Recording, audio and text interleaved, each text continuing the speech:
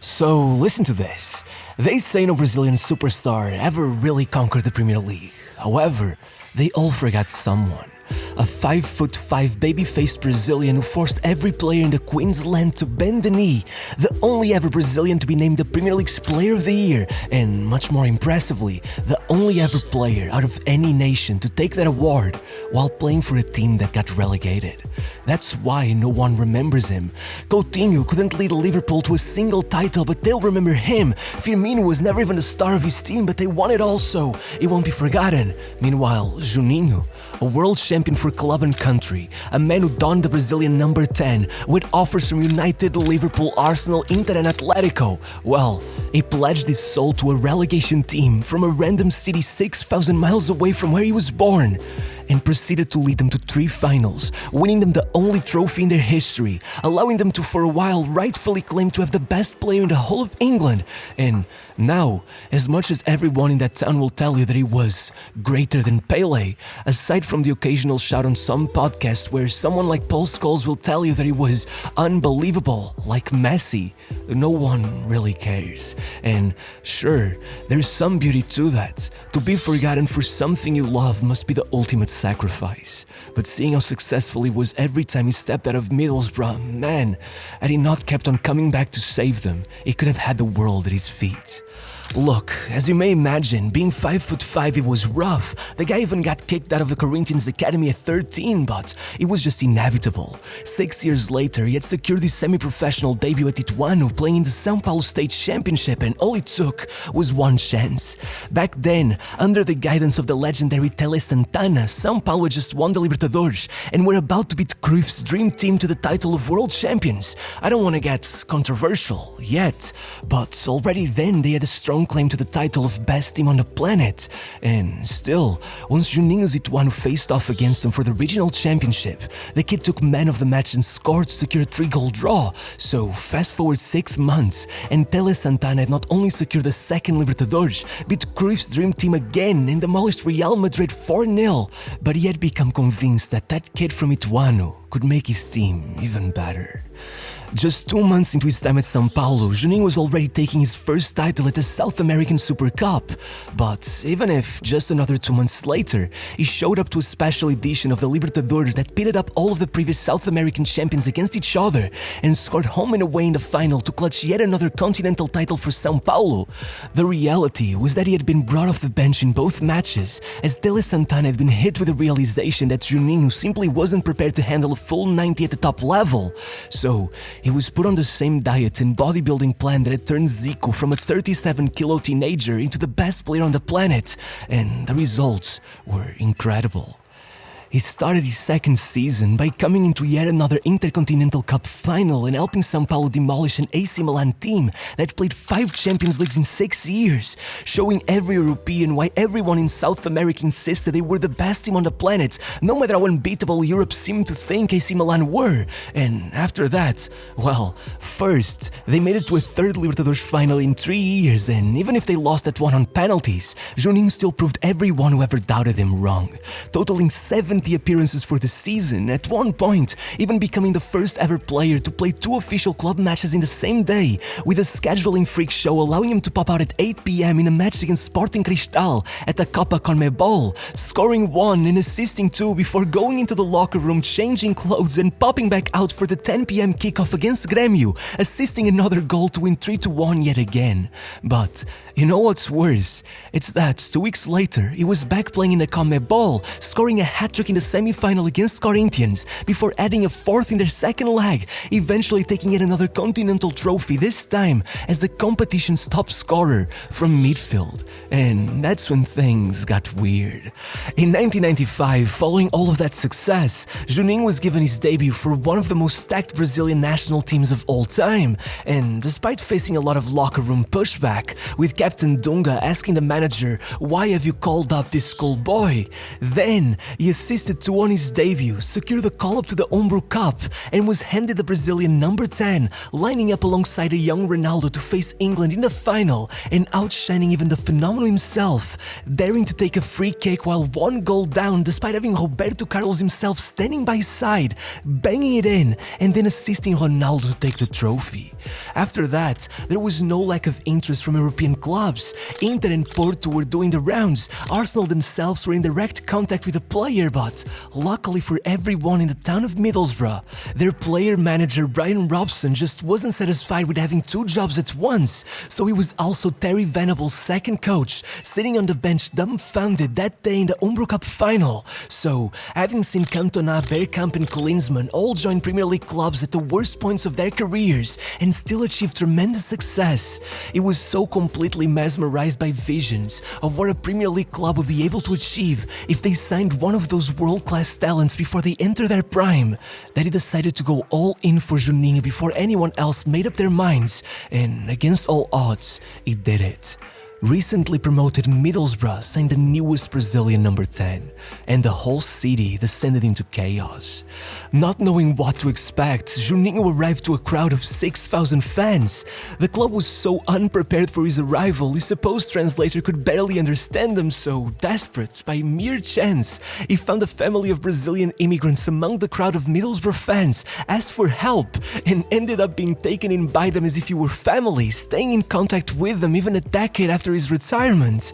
Among claims that a Brazilian could never stand the physicality of English football, Juninho started quite literally shaking in his boots, as the cold weather up north forced him to stuff newspaper in his boots in order to keep his feet warm. Regardless, no matter how frail he looked, the little fella, as the commentators like to call him, took just 11 minutes to get his first assist for the club, and very soon, they all realized that a cold, rainy night at Stoke isn't that different from playing in the kind of muddy pitches you can only find midway through a tropical storm in some São Paulo State Championship match. Juninho impressed so much as the club managed to escape relegation for the first time in 15 years that, as the following season started, they got so trigger-happy with their foreign signings they were nicknamed the United Nations of Football by the media. Suddenly, there were two new Brazilians on board, a bunch of Scandinavians and two Italians, including, the most shocking of all, Fabrizio Ravanelli, who had just scored to win Juventus a Champions League title. It was all so absurd that after Juninho and Ravanelli combined for 22 goal contributions in the opening 7 matches, there were actually talks of a miracle season. But then, it turned out quite different. 10 games in, Nick Barmby, who had already been forcing a move ever since the arrival of all those foreign players, got Everton to make a club record bid for him, so Middlesbrough was pretty much forced to let him leave. However, between that destabilizing the team, them focusing too much on cup competitions, and a virus putting half the squad in the hospital, not only did they go on a run of only 2 wins in 20 games, but the virus situation got so bad that at one point, with only 12 first-team players in good health, after struggling to get any answer from the FA regarding the postponement of their next match, as most board members were either unreachable or simply out on holiday, by the time they got an answer, for seemingly no reason, though they did postpone the match, they also called Middlesbrough a Sunday League club and docked them 3 points as some sort of punishment. Still, despite the outrage across the media, Middlesbrough were confident it wouldn't affect their season much, so they kept on going, and indeed, a run of 8 goal contributions in 6 games from Juninho saw them go unbeaten for a while, but then their biggest wish turned out to be their undoing. With Juninho and Ravanelli in incredible form in the cup competitions, no matter if they had the leakiest defense in the country, they still made it past the likes of Liverpool and Newcastle to make it to the League Cup final. So they proceeded to shift all their focus towards that game, only to settle for a draw and be forced into a rematch, further distracting them from their league season and still ending up losing no matter what. But even then, they could not resist making the same mistake twice, now going all in on the FA Cup as they were already up to the semis, watching Juninho put down 2 assists as they were forced into yet another replay, meaning that even if then they had secured the chance to play their second final of the the season, the first FA Cup final in their history. Ultimately, that also meant they had reached the final 3 league games of the season in the relegation zone and completely worn out, having played 15 games in 2 months. And then, well, as much as Juninho gave everyone hope, scoring and creating another to secure a draw against United as Ferguson proclaimed him the best in the league, in that same game, Ravanelli went out injured, leaving him alone for the 2 games that remained. The one that had been postponed against Blackburn and the league's final match day. Juninho tried everything he could, but between goalkeeper heroics and some seriously controversial refereeing, even if he did score an equalizer 11 minutes from the end of that final game, making it 31 goal contributions for the season, only a win could have saved his team. Had the FA simply handed the 3 points to Blackburn and refused to reschedule the game, they would have stayed up. So, if their decision had been criticized before, it looked even harsher now. Middlesbrough were going down despite having the best attack in the league outside the Big Seven, and though Juninho had beaten Shearer, Bergkamp and Cantona to the league's player of the season, it ended with him crying on the pitch. Not just because they had gotten relegated, but because he knew that with the World Cup being played the next summer, it'd be pretty much forced by the Brazilian Federation to leave the club he had fallen in love with, and as one final sucker punch, 6 days later they lost the FA Cup final as well, with Brian Robson admitting years later that the Cups got us relegated. Over the summer, Sir Alex made an approach, Tottenham did as well. Liverpool got so serious about it they started calling his dad's phone, hounding the old man, hoping he'd sway his son their way. But Juninho could not imagine himself playing for any other Premier League side, so he joined Atletico instead. And still, he'd eventually admit that leaving Middlesbrough became the biggest regret of his career because, despite 6 wonderful months, combining with fellow summer signing Christian Vieri for what was the best duo in La Liga, then he went off for the Confederations Cup, assisted a goal in the semis and another in the final to take his first ever trophy with Brazil, seemingly securing his place in the '98 World Cup without a shadow of a doubt, only to come back and watch Michel Salgado break his ankle a month later. Meaning that, by summer, no matter how much Juninho insisted he was fully recovered, national team Mario Zagallo refused to call him up, and he was right to do so. In reality, it would be 2 years before Juninho got back to his best. A second season at Atletico saw the legendary Arrigo Sacchi using him as a scapegoat in the run-up to his sacking,